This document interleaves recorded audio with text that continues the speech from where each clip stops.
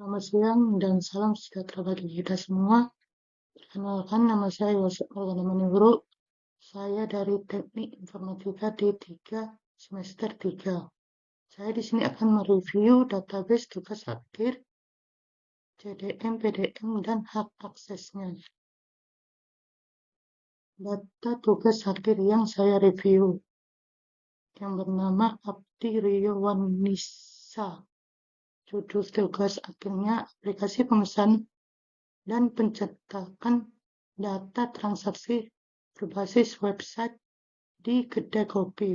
Tahun tugas akhirnya 2022. Metode penyelesaiannya, identifikasi masalah. Identifikasi masalah dilakukan melalui survei di kedai kopi Tiam untuk memahami kebutuhan dan kendala dalam proses pemesanan dan transaksi. Kedua, pengumpulan data. Data dikumpul dari berbagai sumber, termasuk jurnal, buku, website untuk mendukung pengembangan sistem. Yang ketiga, perancangan sistem. Sistem aplikasi yang dirancang menggunakan bahasa pemrograman PHP dan database MySQL untuk memenuhi kebutuhan kedai kopi Tiam. Yang keempat, pengujian aplikasi. Aplikasi diuji oleh admin dan pelanggan di kedai kopi Tiam untuk memastikan fungsionalitas dan kemudahan penggunaan. Tujuannya, pertama, meningkatkan efisien. Aplikasi ini bertujuan untuk membantu kedai kopi Tiam yang meningkatkan keefisien kerja dalam proses pemesanan dan pembayaran. Yang kedua, meningkatkan pelayanan. Aplikasi ini juga diharapkan dapat meningkatkan kualitas pelayanan kepada pelanggan melalui sistem pemesanan yang lebih mudah dan cepat. Jumlah tabel yang ada di review 7. Tabel yang digunakan tabel user, tabel menu, tabel kategori, tabel pemesanan, tabel meja, tabel pemesanan produk, tabel reservasi. Tampilan CDM-nya seperti ini. Penjelasan CDM-nya. User menyimpan data pengguna seperti username, password, dan informasi login lainnya. Tabel menu menyimpan informasi menu makanan atau minuman, termasuk nama menu, harga, kategori, dan foto. Tabel kategori mengelompokkan menu berdasarkan kategori tertentu, seperti makan atau minum. Meja menyimpan data meja, termasuk nomor meja dan foto meja untuk referensi. Tabel pemesanan mencatat transaksi pemesanan seperti total belanja, jumlah item, dan status. Tabel pemesanan produk menghubungkan data pemesanan dengan detail produk yang dipesan. Tabel reservasi menyimpan data reservasi meja termasuk waktu reservasi meja yang dipesan dan informasi pelanggan. Relasi antar tabel. Tabel user tidak memiliki relasi langsung, namun menjadi entitas utama untuk login dan autentikasi. Tabel menu berrelasi dengan kategori untuk mengelompokkan jenis menu dan terhubung juga dengan tabel pemesanan produk untuk mencatat detail pemesanan menu. Tabel meja terhubung dengan pemesanan dan reservasi untuk mencatat transaksi dan reservasi terkait meja. Tabel pemesanan terhubung dengan pemesanan produk untuk mencatat detail pemesanan dan terhubung juga dengan tabel pemeja untuk mencatat lokasi pemesanan. Tabel pemesanan produk berrelasi dengan menu, tabel pemesanan, dan tabel meja untuk mencatat detail pemesanan berdasarkan meja.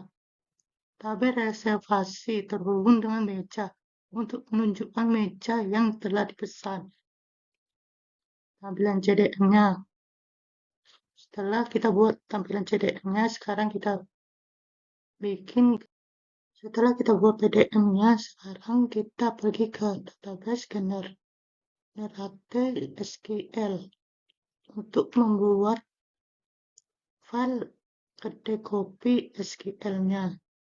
Setelah kita buat filenya, sekarang kita import ke PHP MyAdmin-nya. Tampilannya seperti ini. Ini dia akan muncul notif kuningnya yang berarti berhasil, dan tabelnya akan muncul. Yaitu tabel yang kita bikin, tabel kategori, tabel user, tabel meja, tabel reservasi, tabel pemesanan, tabel pemesanan produk, dan lain-lain. Setelah itu kita buat hak aksesnya. Pertama, kita bikin dulu usernya dengan perintah create user Yosef a localhost identify by 1234567 itu yang ini passwordnya. Setelah kita buat usernya, sekarang kita beri hak aksesnya. Hak aksesnya kita menggunakan perintah grant select insert delete create on database to nama user kita Yosef a localhost. Oke, ini grant select update delete create on kedai kopi to Yosef localhost. Maka akan muncul tanda query yaitu berhasil. Setelah itu kita tambahkan grant select insert on kedai kopi to Yosef localhost. Select ini untuk memunculkan data dari tabel user nanti.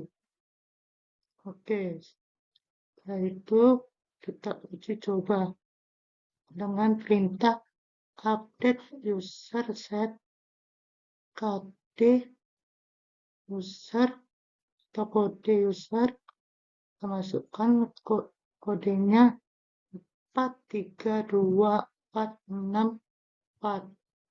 Nama usernya Yosef. Maka akan muncul ini, itu berhasil. Setelah itu kita delete from user, masukkan namanya ganda, akan muncul ini. Setelah itu kita tambahkan insert user file, masukkan kode usernya, nama usernya, dan passwordnya. Setelah itu kita buat tabel baru, yaitu tabel pembayaran. Dengan perintah create tabel pembayaran, masukkan ID pembayaran, ID pemesanan, tanggal pembayaran, total pembayaran, dan metode pembayarannya, dan status pembayaran, dan lain-lain. Setelah itu hasilnya seperti ini. Kita masukkan select from user, maka akan muncul kode atau kode baru yang kita update tadi, 43246 dan 4. Oke, sini kita select lagi bagian delete-nya. Maka di sini tabelnya tidak ada nama ganda, tidak ada username-nya ganda, yaitu tandanya berhasil. Setelah itu kita tambahkan username-nya Vika di sini, maka akan muncul nama Vika. Di sini kita ketik perintah deskripsi pembayaran, maka akan muncul tabel yang sudah kita tambahkan tadinya. Sekian dan terima kasih. Apabila ada salah, mohon maaf.